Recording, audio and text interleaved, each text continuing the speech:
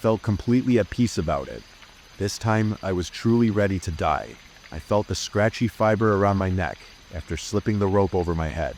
The forever necklace, I thought in a dark little joke, just for myself. The rope was tied to a metal loop that was drilled into the ceiling truss to be sure that I would not fail. I had never been so determined to accomplish anything in my life the way I was today. I was done. This time I meant it. There were several times in my life where I found myself considering it, contemplating taking my trip to the other side. Last time I had called the suicide hotline and eventually decided to give life one more try. Not this time. The old wooden chair I stood on creaked and groaned, a mournful protest as I lifted my foot, ready to step off the chair. One deep breath, and I could let it all go. Then someone knocked on the door. I froze in exactly that position, one foot on the chair and one foot off, wondering with a sudden twinge of anger who the hell could be knocking on the door. I spent every last dollar I had to rent this remote cabin where I could spend my last weekend in beauty and peace. The intrusive sound boomed again through the empty house, obliterating my illusion of peace. I slipped the rope back off my neck with irritation and watched it swing back and forth. "Don't go anywhere now, we're not done," I told the rope, before stepping off the chair and heading down the stairs, ready to berate the inconsiderate person who ruined my nearly perfect moment. After squinting through the peephole of the solid wood door, I could see a gangly man wearing a black hoodie with the hood pulled up tightly over his head. A sharp black beard with speckled gray poked through the hood, and I could see a pointed pale nose, but otherwise, his features were largely hidden. The man was looking down but swayed side to side on his feet impatiently, sending another spark of irritation through my clenched jaw. He knocked again, louder this time. I pulled the squeaky cabin door open against my better judgment, but he didn't seem to be leaving on his own, and my sudden anger took control of my arm, which reached forward and pulled the door open. "What do you want?" I asked rudely, not even considering the normal pleasantries. "Good evening, sir," the stranger said, a little too nicely. As he lifted his head, I could see that he had black combed hair matching his fairly well-groomed beard, a bit of gray mixing in with the dark black, a little dash of salt in the pepper, if you will. "My car broke down about a mile down that dirt road, and I was wondering if I could use your phone." The man felt like a used car salesman, with his fake, almost painted-on smile and voice that sounded rehearsed. "I don't have a phone," I told him coldly. It was a lie, of course. While my cell had no service, there was a functioning wall-mounted phone in the kitchen, the older type, with a coiled cord connecting it to the wall mount. "Not this one," I told him shortly, ending the conversation and wanting him gone. I started shutting the door when he stuck his foot in the doorway, preventing me from shutting the door all of the way. "Oh, I'm sure you have a phone. All the cabins up here do," he told me with his wide, aggravating smile. I stood there for a minute, bewildered by the events. A twinge of guilt struck my gut. I felt maybe I should have helped him. The timing was poor, sure, but how was he supposed to know my grand plans? But at the same time, why should I help the guy anyway? Nobody had ever lent me a helping hand when I needed it. That's just how this cruel world works. Nobody gives a shit, and who puts their foot in someone's door? It'd still only take me 30 seconds, then I'd still be gone. Anger spiked in me when he blocked my door with his foot, and I thought about slamming his foot with the door. Instead, and without even giving him a response, I pushed him away from the door and slammed it shut. I heard the click of the deadbolt before I even knew I was locking it.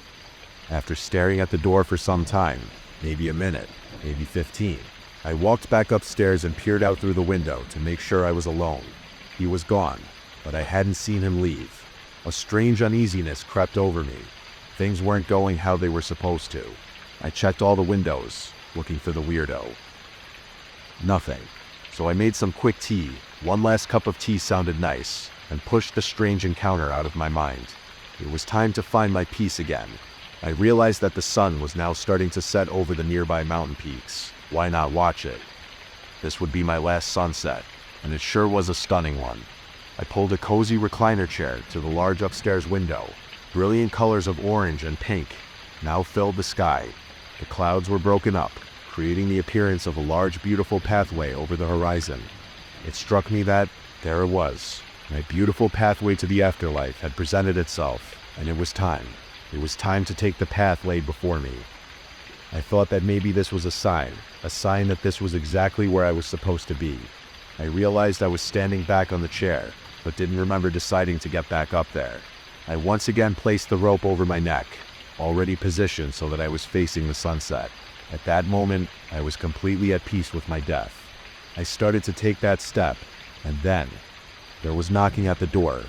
This wasn't the customary 3 or 4 knocks, followed by waiting that had invaded my peace before. This was loud, panicked knocking that startled me so badly that I almost fell off the chair. It seems ironic that I was about to willingly step off the chair, but the next moment I was fighting for balance to not fall. This time I wasn't overcome with anger, but a deep concern as I ran down the stairs to the door.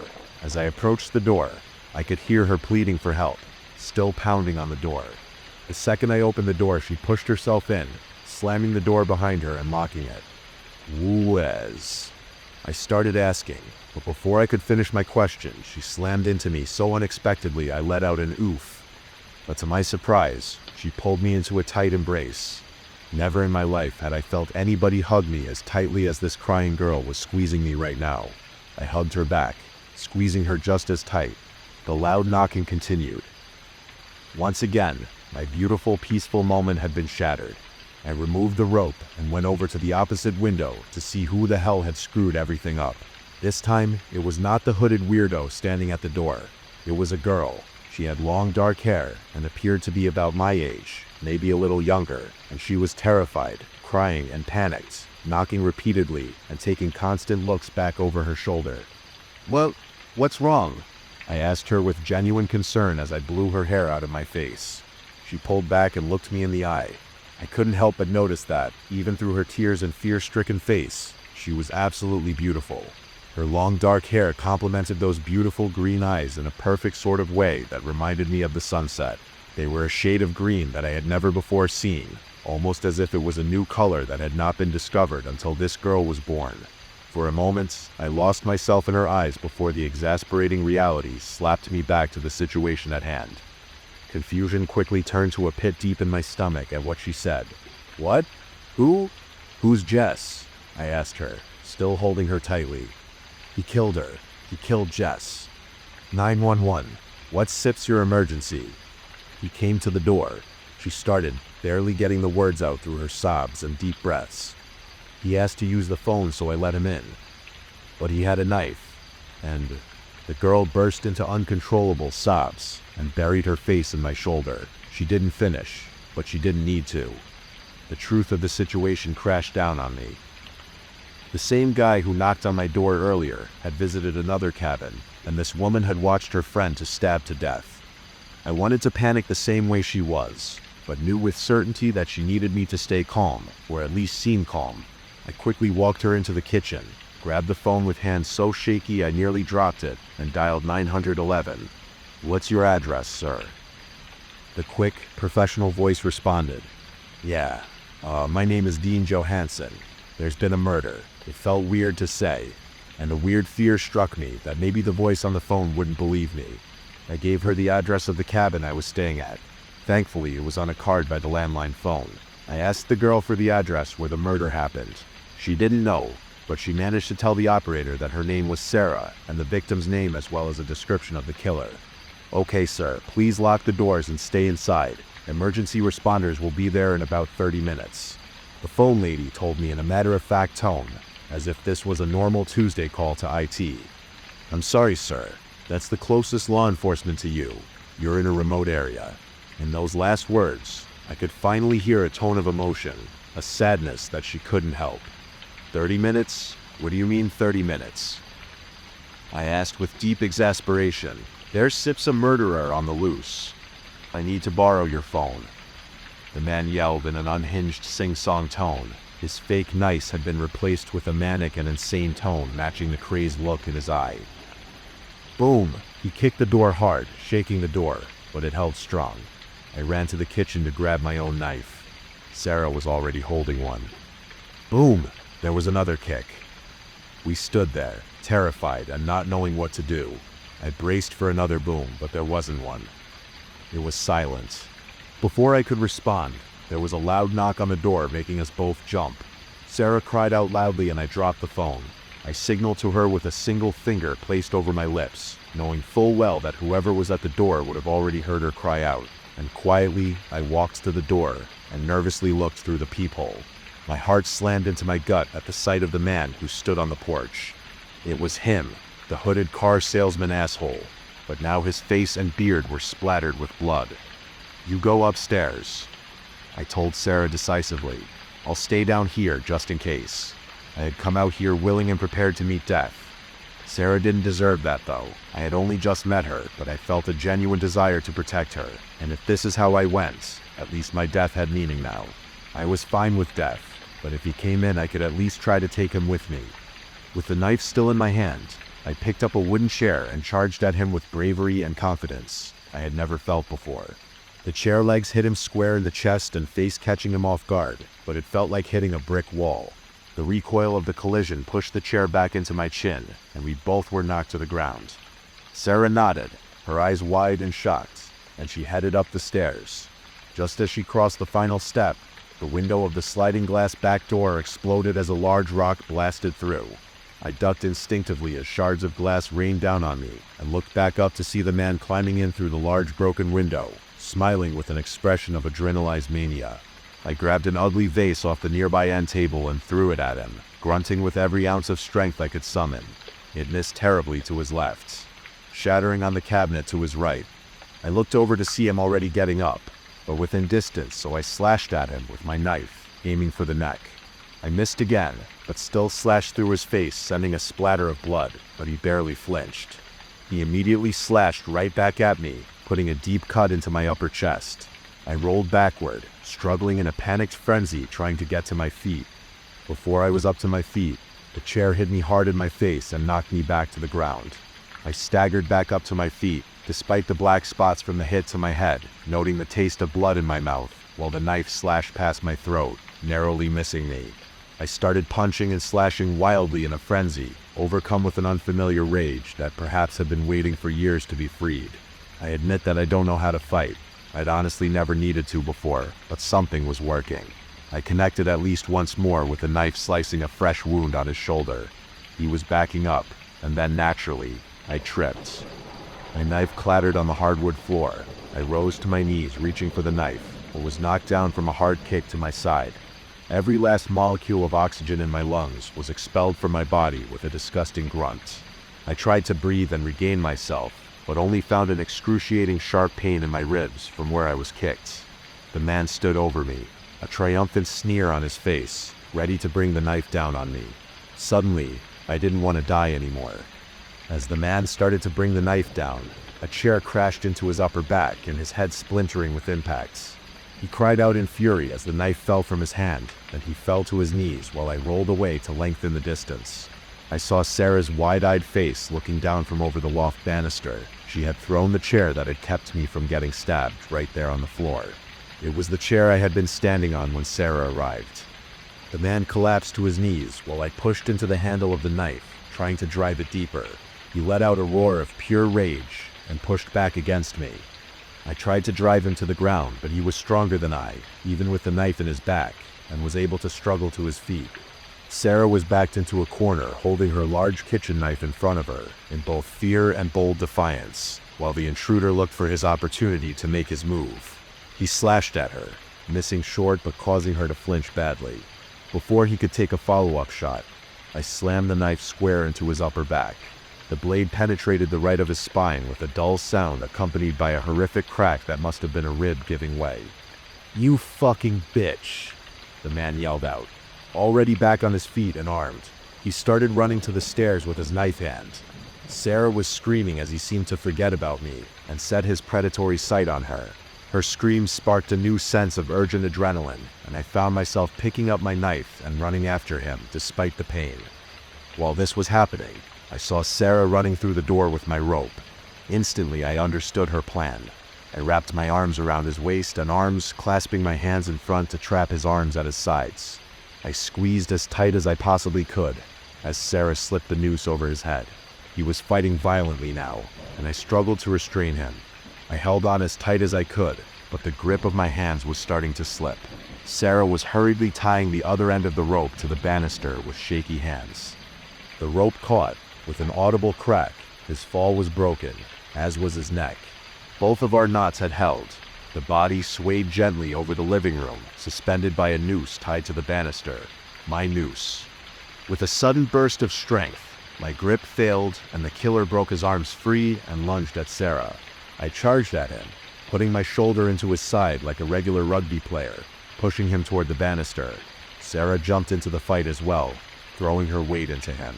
Together we put all the remaining energy we had into one final push, knocking the killer over the banister and off the loft. Sarah and I sat outside, waiting for the police to arrive. We'd walked out there, or rather she awkwardly helped me. After the moment was done, all of the physical pain came crashing into me at once. She was holding a bathroom towel over the deep cut in my chest, which was bleeding profusely and soaking my once white shirt in crimson. As the cool mountainous air started bringing my body temperature to a reasonable level, she broke the awkward silence, addressing the elephant in the room. The elephant being the noose that had been hanging in the bedroom. "Were you going to—" "Yes," I admitted, looking down at my knees. I didn't need her to finish the question. I knew what she meant.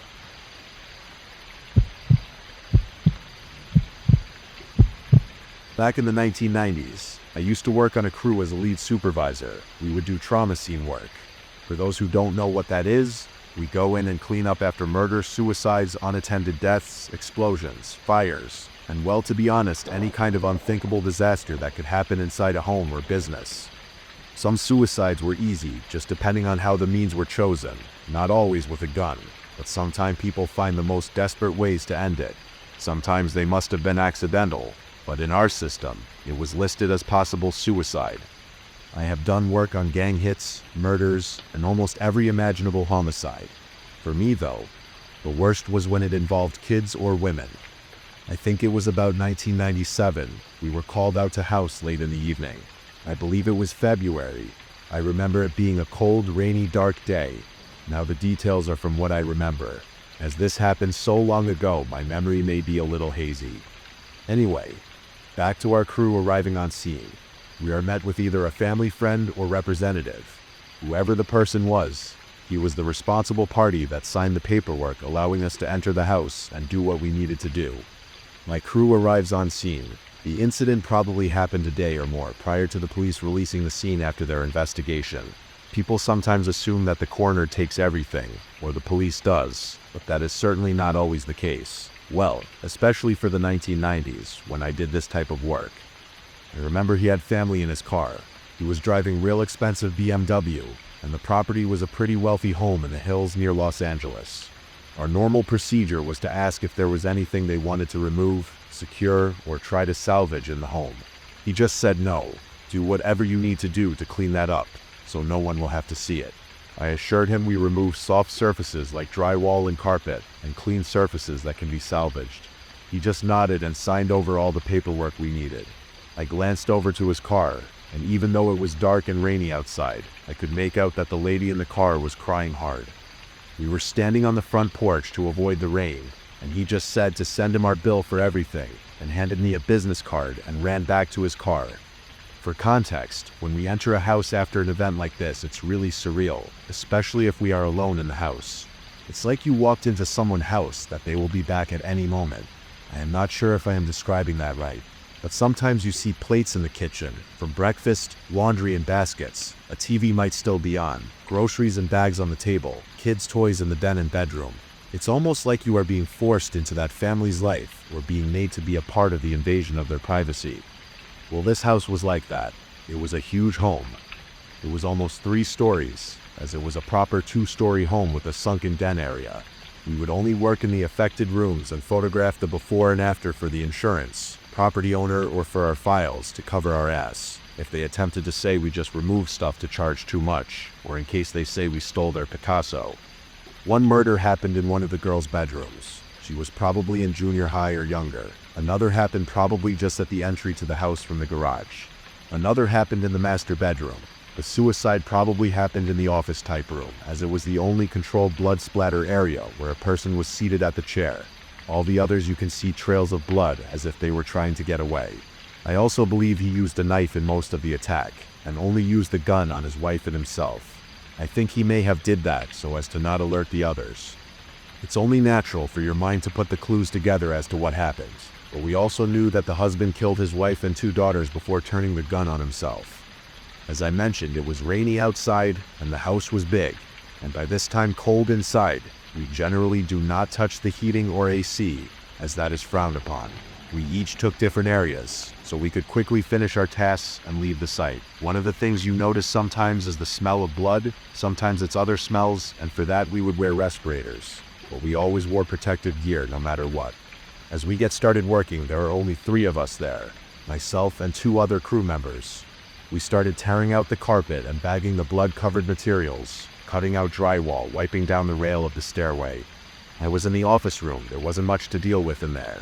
We cut out the drywall and the upper wall where his brain and blood splattered, removed the office chair and mat, and removed the carpet and padding in that room. I go back down to the office, finishing up as Bobby comes back in, and he just walks right past me and heads upstairs. He looked pissed off. I yell to the guys, let's pull up the carpet on the stairs because there is blood trail. They both ignore me or don't hear me.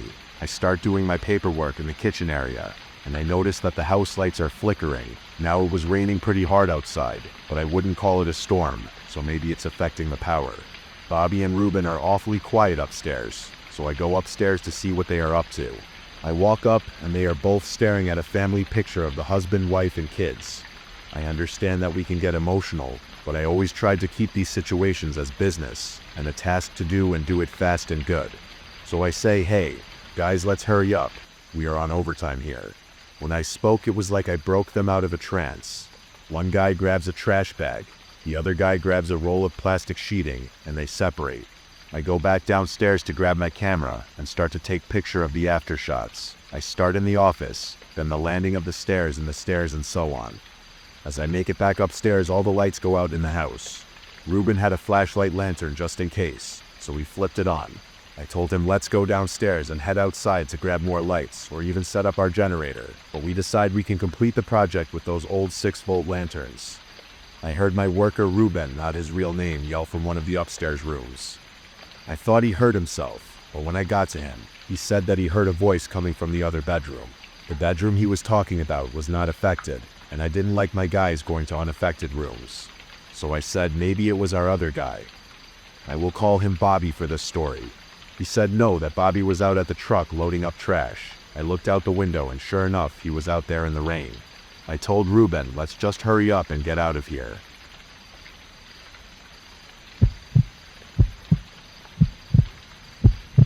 Walter's wife abruptly died.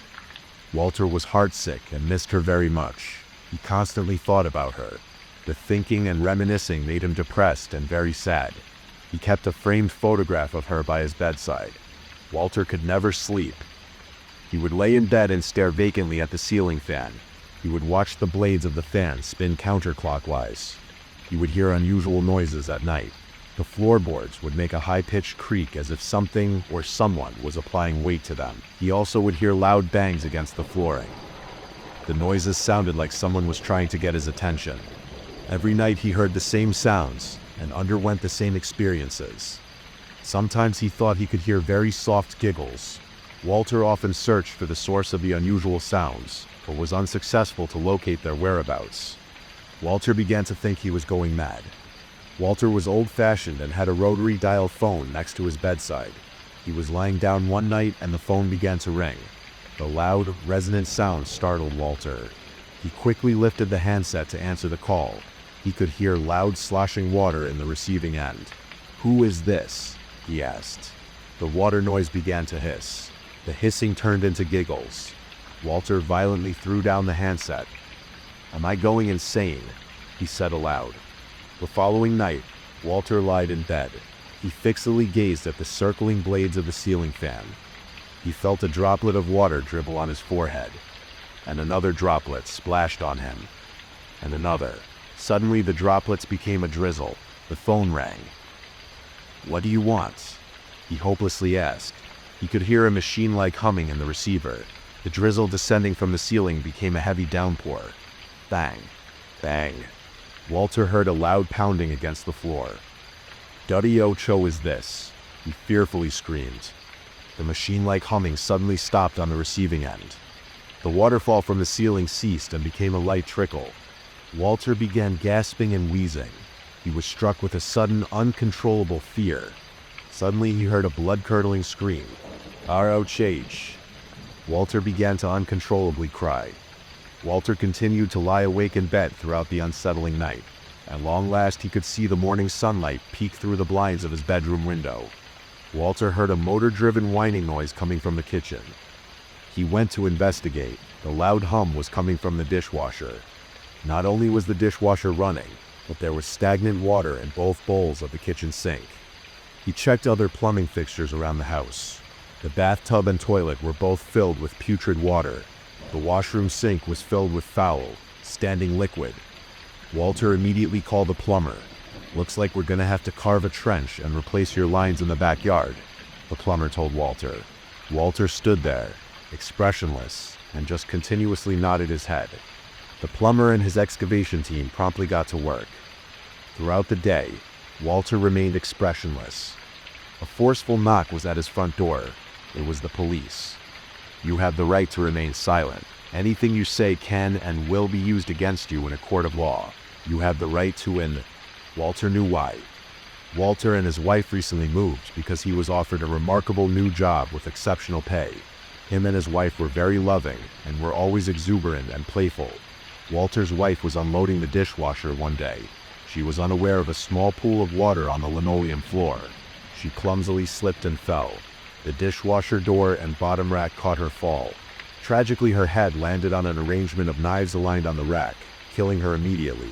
Walter came home from work. He was traumatized. He fell to his knees and took his wife into his arms. He cried uncontrollably. He hugged her. He couldn't let her go. Walter embraced her for hours. He knew if he called the police, he would be a suspect. He held her for days. Her body decomposed. He buried her in the backyard.